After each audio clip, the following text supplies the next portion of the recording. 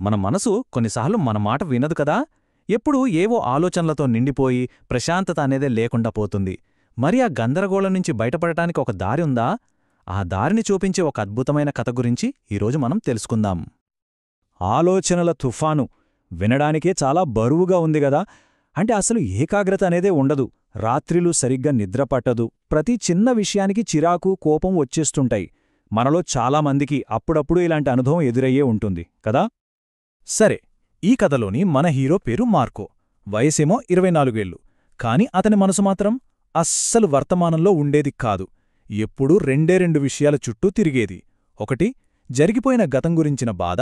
2, జరగబోయే భవిష్యత్తు గురించిన ఆందోళన.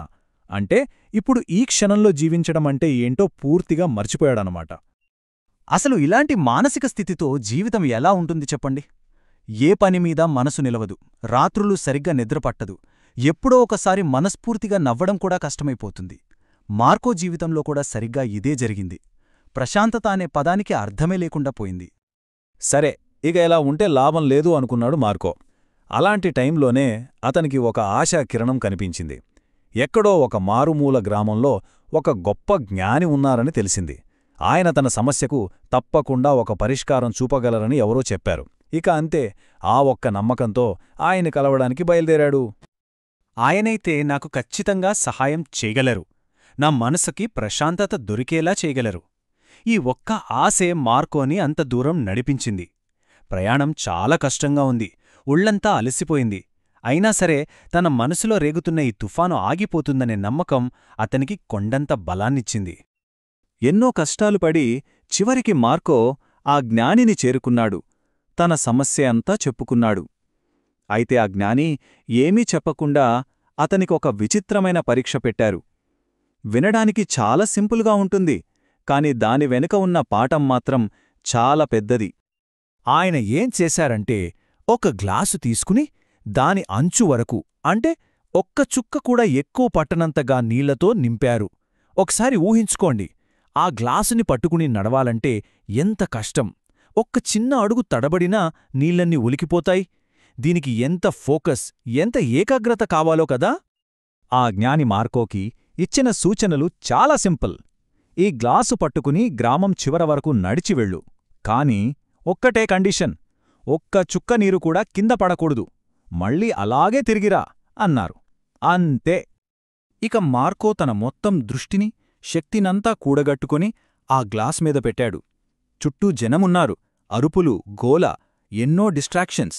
కాని మార్కో కళ్ళు మాత్రం ఆ గ్లాస్ని దాటి ఇంకెక్కడికి వెళ్లలేదు. ఆ క్షణంలో అతని ప్రపంచం మొత్తం ఆ గ్లాస్ నీళ్ల చుట్టూనే తిరుగుతోంది. అనుకున్నట్టే ఒక్క చుక్క నీరు కూడా ఉలక్కుండా మార్కో తిరిగి వచ్చేశాడు. గెలిచానన్న ఆనందం అతని ముఖంలో కనిపిస్తోంది. కాని అసలు కథ ఇప్పుడే మొదలవుతోంది. ఆ పరీక్ష వెనుక ఉన్న అసలైన పాఠమేంటో తెలిసే సమయం వచ్చేసింది. మార్కో చాలా గర్వంగా ఆ గ్లాస్ని జ్ఞానికి అందించాడు.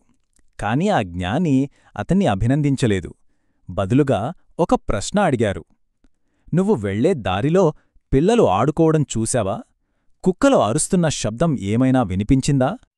ఆ ప్రశ్నకు మార్కో ఒక్కసారిగా ఆశ్చర్యపోయాడు. అయ్యో, లేదండి, నేనేమి చూడలేదు, వినలేదు, నా దృష్టి అంతా గ్లాస్ మీదనే ఉంది అని జవాబిచ్చాడు. అంటే చూడండి, చుట్టూ ఏం జరుగుతోందో కూడా పట్టించుకోలేనంతగా అతని ఏకాగ్రత మొత్తం ఆ పనిమీదే ఉంది. అప్పుడు ఆ జ్ఞాని నవ్వి అసలు విషయం చెప్పారు. చూశావా మార్కో, అదే అసలు రహస్యం. నీ దృష్టి నీ చేతిలో ఉన్న గ్లాస్పై, అంటే వర్తమానంలో ఉన్నంతసేపు నీ మనసులోకి వేరే ఏ ఆలోచనలు రాలేదు. గతం గురించిన బాధ లేదు, భవిష్యత్తు గురించిన భయం లేదు.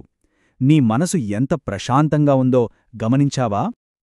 ఆ ఒక్క మాటతో మార్కోకి జ్ఞానోదయం అయినట్టు అయింది. ఈ చిన్న పరీక్షతో తన జీవితంలోనే ఒక పెద్ద సత్యాన్ని తెలుసుకున్నాడు. అంతకీ ఆ సత్యమేంటంటే, మనం వెతుక్కునే ప్రశాంతత బయటెక్కడో లేదు, అది మనలోనే ఉంది. మన దృష్టిని గతం నుంచి, భవిష్యత్తు నుంచి తీసి ప్రస్తుతం మనం చేస్తున్న పనిమీద, మనం ఉన్న ఈ క్షణం మీద పెట్టినప్పుడు ఆ ప్రశాంతత దానంతటా అదే మనకు దొరుకుతుంది. ఈ కొత్త జ్ఞానంతో మార్కో తిరుగు ప్రయాణం మొదలుపెట్టాడు. కాని ఇప్పుడతను పాత మార్కో కాదు, ఒక కొత్త మనిషి. దారిలో అతనికి పిల్లల నవ్వులు వినిపించాయి, పక్షుల కిలకిలలు కూడా గమనించాడు.